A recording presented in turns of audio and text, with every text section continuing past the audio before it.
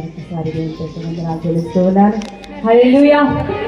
మరి చాలా సమయం అయిపోయింది, ఇబ్బంది పెడుతున్నాం అనుకోకండి. కానీ దేవుడు చేసిన కార్యాలు మా జీవితంలో ఎన్నో ఉన్నాయి.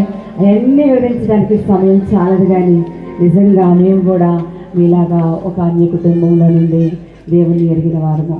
మరి దేవుడు పిలుచుకున్నాడు. మేము 2000లో దేవుని మరి తెలుసుకున్నాము. 2002లో బాప్తిజం తీసుకొని 2022వ సంవత్సరం సేవకు దేవుడు పిలుచుకున్నాడు. దేవునికి స్తోత్రం. ఇంతవరకు కూడా దేవుడు మమ్మల్ని వాడుకుంటున్నాడు ఆయన కృపను బట్టి. ఇందాక సేవకులు వారి అనుభవాల ద్వారా ఎన్నో మాటలు మరి ఎంతగానో మాకు ప్రోత్సహించారు. దేవునికి స్తోత్రం. అలాగనే ఒక మనవి ఏమిటంటే, ఇగో మీరు ఎక్కడికి చర్చికి వెళ్ళని వారైతే ఇగో ఈ వాక్యము చేత మీరు ఈ మాట నేను ఎందుకు చెప్తూ ఉన్నానంటే, దేవుడు నాతో మాట్లాడాడు కొన్ని దినాలు. ఇగో కొన్ని కుటుంబాలను దేవుడు దర్శిస్తున్నానని, కొన్ని జీవితాలను దేవుడు కడుతున్నానని, కొన్ని వ్యసనాల నుండి పరిస్థితుల నుండి విడిపిస్తున్నాననేసి దేవుడు నాతో మాట్లాడారు. కనుక నేను ఈ మాటలు చెప్పడానికి ధైర్యం చేస్తూ ఉన్నాను. కనుక ఎవరైతే రక్షణ లేకుండా ఉన్నారో, ఇగో దేవుని అంగీకరించడానికి ఇష్టపడుతూ ఉన్నారో, ఇగో మీ కొరకు ఏర్పాటు చేసి ఉన్నాడు. ఇక్కడికి మమ్మల్ని పిలుచుకున్న మా దేవుడు, మీ దేవుడు మిమ్మల్ని పిలుస్తూ ఉన్నాడు.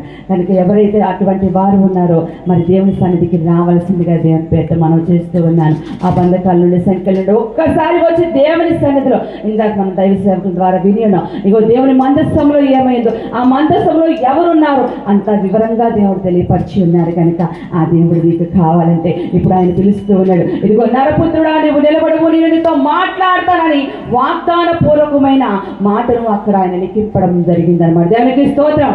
అటువంటి వారు ఎవరైనా ఉన్నట్లయితే సంఘంలోకి రావాల్సిందిగా దేవుని పేరట నేను ఆహ్వానిస్తూ ఉన్నాను. అలాగే ఈ కూడికని ఏర్పాటు చేసే సమయంలో మాకు ఎన్నో అడ్డులు ఆటంకాలు వచ్చి ఉన్నాయి. దానికి స్తోత్రం.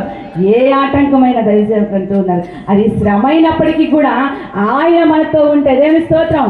మందసం కాదు, ఆయన ఆలోచన కాదు, ఆ ఆలోచన నెరవేర్పుకుండా వెళ్ళే ప్రణాళికను మనము తెలుసుకునే తత్వం. దేవునికి స్తోత్రం.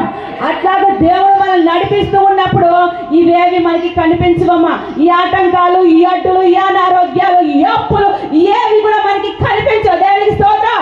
ఆయన మాట మాత్రమే కనిపిస్తుంది, ఆ మాట మాత్రమే నడిపిస్తుంది. దేవునికి స్తోత్రం. ఆ మాట ఈ రోజు ఈ జనాల రూపంగా నాకు కనిపిస్తుంది. దేవునికి మహిమ కలుగును గాక. హల్లెలూయా. ఆ ధైర్యంతోనే చెప్తూ ఉన్నాను. రక్షణ కావాలి అనుకున్నట్లయితే మీరు మరి ధైర్యం చేయండి, దేవుని సన్నిధికి రండి. అలాగే సేవకులు ఎంతగానో ప్రయాసపడి మరి ఎంతవరకు నడిపించారు. అలాగే మాకేమి వందనాలు చెల్లిస్తున్నాను. నిజంగా మాకేమీ తెలీదు. సేవకులు ప్రార్థించగా వారిని చూపించారు. వారు 3 బిడ్డలు ఆనముచ్చారు. దానికి స్తోత్రం. ఏమన్నా ఉన్నారు. అమ్మగారు అయితే అంటూ ఉన్నారు కదా, అమ్మా నీకెందుకు, నువ్వు అక్కడ కూర్చో, నా బిడ్డలు చేస్తారు. దేని స్తోత్రం. అలాగే మరి ప్రేమ, మధు, మరి ఫిలిప్పు, దేని స్తోత్రం నిలబడ్డారు. యూత్ అంతా కూడా ఇవన్నీ ఏర్పాటు చేసింది వాళ్ళే. దేవునికి స్తోత్రం.